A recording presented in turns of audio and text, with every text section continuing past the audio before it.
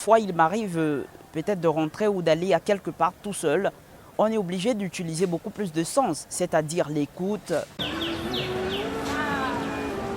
Nous sommes à l'école supérieure des sciences et techniques de l'information et de la communication dans le 3e arrondissement de Yaoundé.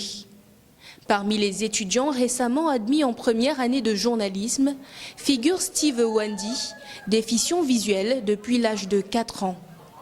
Depuis cette perte brutale, chaque action quotidienne, chaque mouvement s'effectue avec des aides précieuses. Et moi, je suis son voisin de banc le plus proche. Donc c'est moi qui pars souvent lui acheter le pain pour manger à la pause. C'est moi qui pars l'accompagner aux toilettes quand il faut. Je l'aide souvent avec quelques exercices, c'est-à-dire quand il faut aller tirer ses devoirs. Mais ces aides ne sont pas exclusivement humaines. Steve, comme beaucoup de jeunes de sa génération, s'appuie sur la technologie pour pallier son handicap. On a la possibilité de le palper également, c'est-à-dire toutes les lettres qui sont affichées. Grâce à TalkBack, un lecteur d'écran intégré au téléphone Android, il peut lire et écrire en se fiant uniquement à son ouïe.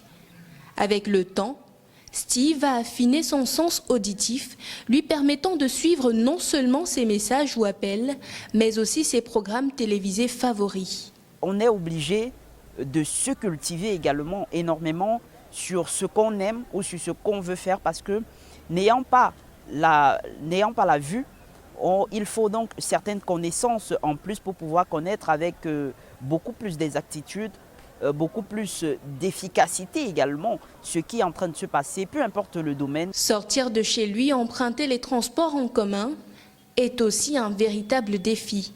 Sans infrastructures adaptées comme les guidages podotactiles ou les indications claires, le danger reste constant. Parfois, il m'arrive peut-être de rentrer ou d'aller à quelque part tout seul.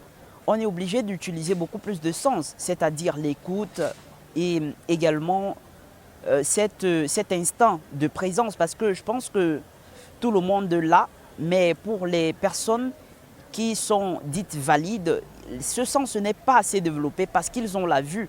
Mais pour nous qui ne l'avons pas, ce sens est beaucoup plus développé. Cette force d'adaptation a marqué ses camarades à l'ESTIC qui n'ont pas eu de mal à l'intégrer au sein de leur cercle. C'est quelqu'un de très brillant, de calme, qui prend toujours toutes choses au positif, qui fait toujours les choses quand il le faut.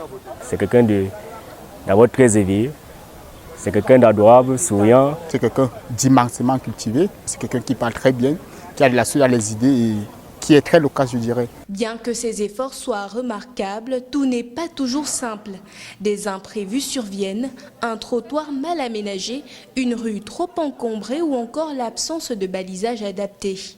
Dans ces moments, Steve trébuche, au sens propre comme au figuré, mais il se relève toujours.